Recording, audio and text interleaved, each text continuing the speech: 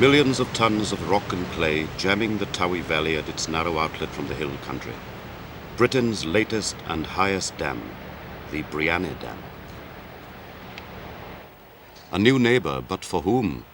Most of the sheep farms in the hills behind, like Llyn, have long since been empty, the land sold for forestry.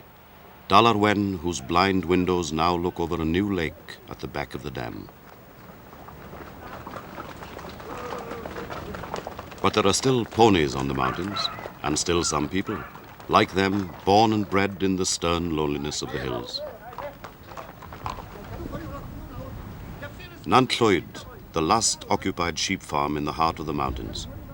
John Jones and his brothers, Rhys and Dafydd, meet no neighbours now when they herd ponies down from the high grazing to check on the year's crop of foals. Ponies and tens of thousands of sheep died up here in the terrible winter of 1947.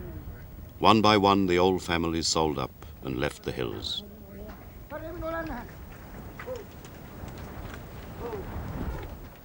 A new road brings visitors to Nantclwyd now.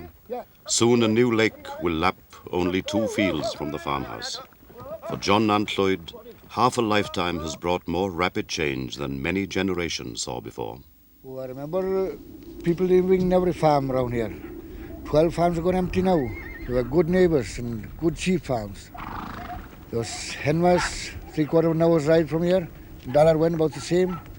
Nantclwyd was the furthest, about an hour and a half's ride from here.